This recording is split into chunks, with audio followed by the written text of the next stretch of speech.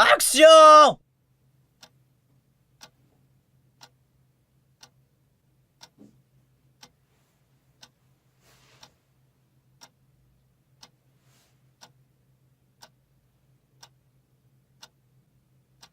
Le film du jour, c'est Trône l'héritage.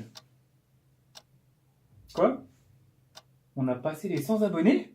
Yeah, c'est la fête! Quoi? On a même dépassé les 200 abonnés? Yeah, c'est 2 fois la fête! Mais le film du jour, ça reste Trône l'héritage.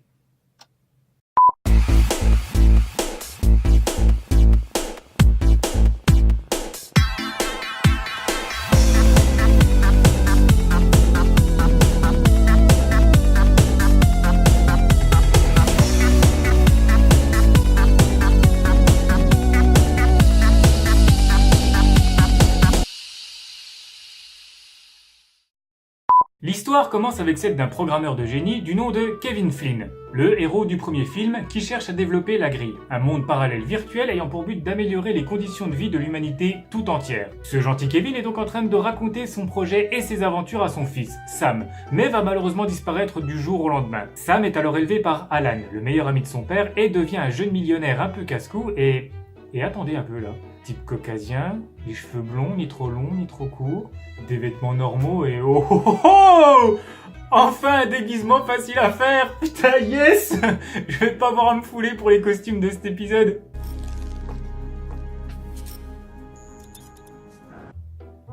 Comment je suis censé faire ça moi? Wouhou! Je suis dans le monde de Trône. Hop! Attaque du disque volant! Yeah. J'ai pas de budget. Je sais, c'est comme ça depuis l'épisode sur Catwoman. Ça c'est censé être un fouet mon pote. On n'a pas d'argent.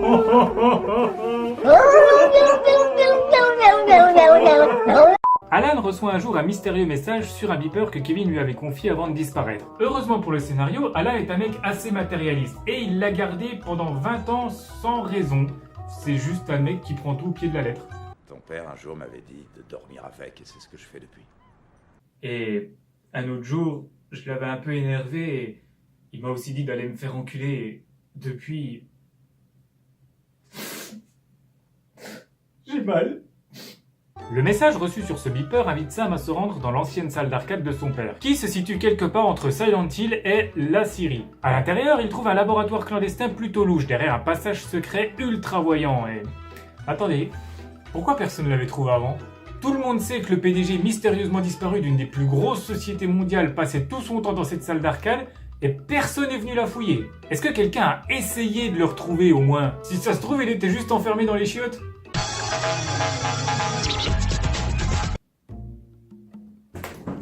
Alerte rouge les gars! Le PDG d'Encom qui passe ses journées dans sa salle d'arcade a disparu mystérieusement! Ah ouais? On a trouvé des indices dans la salle d'arcade? Bah non, on n'y est pas allé. Quoi? Ah bah, je vais aller faire un tour alors voir ce que je pourrais... Non, tu vas pas y aller, je suis sûr qu'il y aura rien! Mais non mais c'est notre seule piste, je suis sûr que je pourrais trouver... J'ai dit non! Attendez, mais c'est ridicule, faut bien faire... Non! Mais enfin, du coup, Sam découvre dans ce laboratoire un moyen de se rendre dans la grille, le fameux univers virtuel à l'intérieur de l'ordinateur sur lequel son père travaillait. Et ok, c'est ultra bien foutu. L'esthétique est soignée, les lumières, les couleurs, les formes, tout est intelligemment pensé pour rappeler l'intérieur d'un PC. C'est vraiment beau. Par contre, est-ce que c'est logique qu'il y ait des nuages dans un ordinateur? Non mais oui, c'est le cloud. Ah non, c'est débile. À peine arrivé dans la grille, Sam est pris pour un vagabond et se fait arrêter par les autorités locales. Il est alors envoyé au jeu, une arène dans laquelle les prisonniers se battent jusqu'à la mort et dont la première épreuve consiste à se lancer des disques pour tuer l'ennemi. Tu es fini! Tiens, le dernier album de Jul! Et blague à part, c'est vachement bien chorégraphié. Dommage que certaines figures soient totalement inutiles. Genre là, on voit clairement que le disque allait passer à côté du mec si on suit sa trajectoire. Et il avait même pas besoin de bouger. C'est le genre de boulette qui, une fois qu'on l'a vu, rend une scène censée être badass juste ridicule. Putain, mais toutes mes balles passent à côté aussi. Mais comment il fait? C'est super énervant. Au terme de cette épreuve, les programmes découvrent que Sam n'est pas l'un des leurs, mais est le fils de leur créateur. Ils l'emmènent donc devant le chef suprême qui n'est autre que Clou.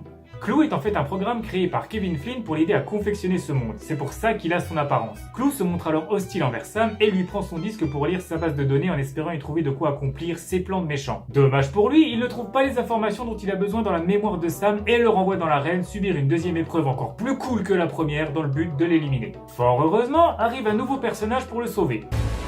Je m'appelle Cora. Ils s'enfuient de l'arène ensemble et Cora l'emmène dans un repère secret où Sam retrouve enfin son vrai père.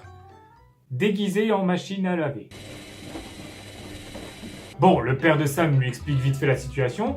En gros, Kevin avait programmé Clou pour l'aider à créer un monde parfait. Sauf que Clou s'est vite rendu compte que l'humanité n'était pas parfaite et que s'il voulait accomplir sa mission, il devait éradiquer cette dernière. Du coup, il essaie de tuer Kevin et de lui voler son disque pour découvrir le moyen de pénétrer dans le monde des humains et les anéantir. Voilà.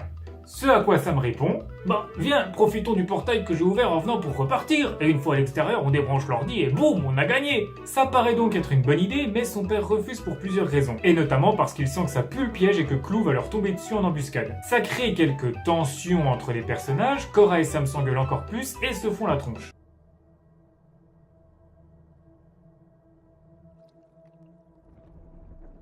Jusqu'à ce que cette dernière aille parler à Sam d'un certain programme qu'elle connaît et qui pourrait les faire sortir de la grille par un autre moyen plus discret. Ce fameux programme, c'est Zouz. C'est pour les zouz. Zouz qui est un personnage spécial. Libation pour cette joyeuse compagnie. Contemplez le Fils de notre Créateur. Mais spécial comme dans cet enfant est spécial.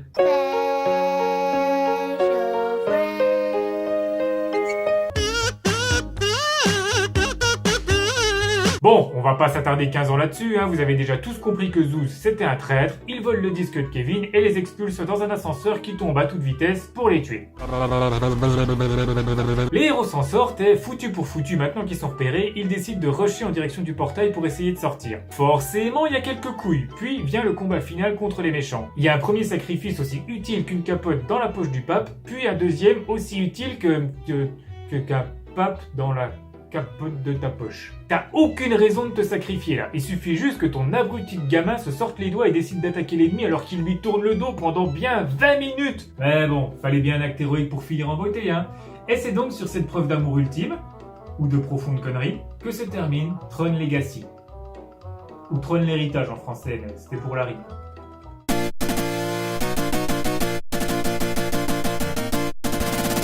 Clairement, l'esthétique est le point fort du film. Que ce soit dans la musique des Daft Punk ou dans le visuel du monde de la grille, à mes yeux, tout est réussi, tout s'accorde, tout fonctionne. Pour autant, est-ce que la forme du film est parfaite ? Non, car cet univers, aussi beau soit-il, abrite des personnages assez pourris qui le tirent vers le bas. Commençons par les personnages principaux. Sam Flynn. C'est un personnage dont le caractère n'est pas bien défini, on a du mal à l'identifier et donc à ressentir de l'empathie. Sans plus d'exposition, il apparaît comme un super athlète qui connaît les arts martiaux et peut rivaliser avec le champion d'un sport qu'il pratique pour la première fois. Là où dans le premier film c'était justifié par le fait que le personnage était le programmeur de ses épreuves et que donc il savait mieux que quiconque comment elles fonctionnaient, ici on doit juste accepter le fait que Sam Flynn est doué. C'est tout. Ta gueule, pose pas de questions. Cora, interprétée par Olivia Wilde, une des actrices de mon top 10 des actrices les plus... T'as un mot pour dire... écoutez-le en situation, vous allez comprendre. Bonjour. Bonjour. Vous voyez le genre ? Donc c'est une fille que je trouve totalement mais dont je n'ai pas pu profiter pleinement. Parce que, bizarrement, ils ont choisi de la faire jouer comme une enfant de 5 ans. Et elle fait ça très bien, hein. Mais du coup, j'avais ce petit sentiment de culpabilité chaque fois que j'essayais de distinguer ses tétons à travers sa combinaison moulante. C'est chiant. Kevin Flynn. Alors lui, il est cool. C'est le même acteur que dans le premier film, et du coup, pour Clou, ils ont reproduit son visage quand il était jeune par ordinateur. Et c'est super bien fait. Enfin... au début du film. Je sais pas vraiment si ça coûte cher de rajeunir le visage de quelqu'un par effets spéciaux, mais on sent que plus le film avance, moins ils avaient de budget les gars. Là, c'est au début du film, Ouais, bon, on dirait un acteur normal, c'est cool. Là, c'est au milieu, bon, il ressemble un petit peu moins à un humain, mais ça passe. Et là, c'est vers la fin. Bienvenue sur PlayStation, les gars, faites la queue, on vous passera la manette. Heureusement que le film durait pas 20 minutes de plus, parce que sinon, à la fin, on avait Clou. Je ne suis pas ton père, Sam. Voilà! Ensuite, concernant les autres personnages, c'est un peu le concours de qui sera le plus inutile. Et croyez-moi, il y a de la concurrence. On s'en va les couilles, on s'en va les couilles, on s'en va les couilles, couilles, couilles. Merci.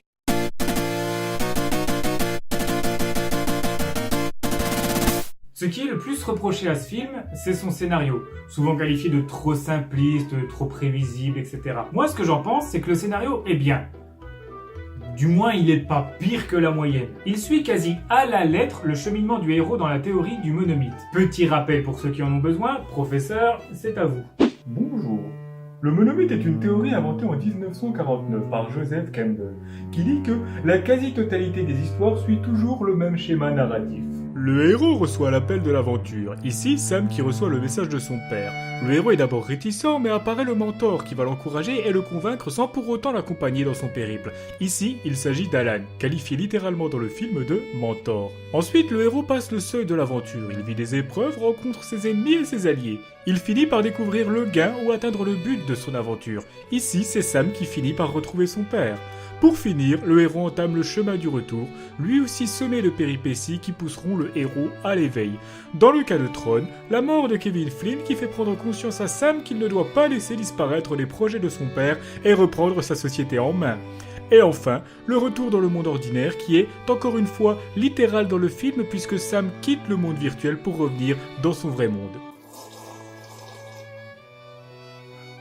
Ainsi, puisque le scénario de Tron l'héritage suit pratiquement à la lettre le cheminement du héros, comment se fait-il que ce film soit une véritable merde, pour rester poli?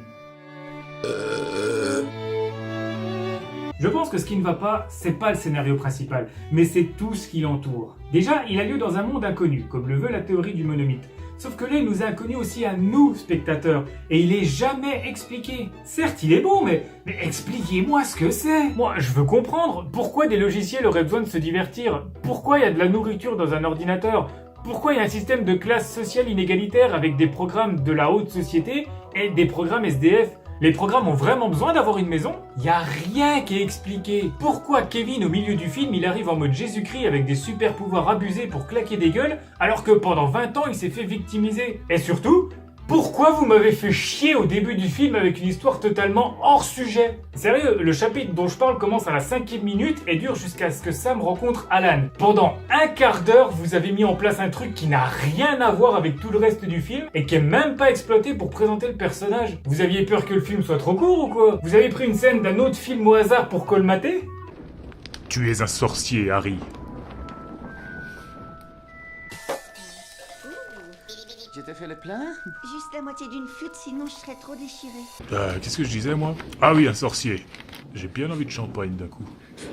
Non, sérieux, si quelqu'un veut bien m'expliquer l'utilité de toute la première partie du film, j'ai sincèrement très envie de l'écouter.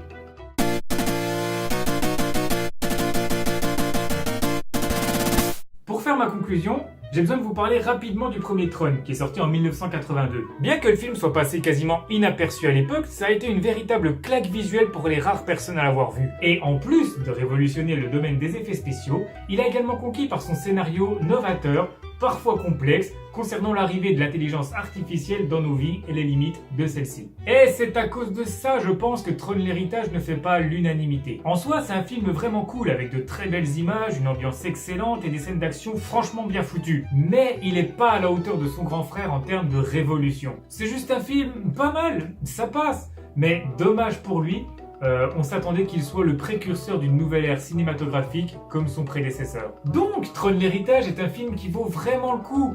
Mais vous serez déçus si vous vous attendez à voir la suite de Tron.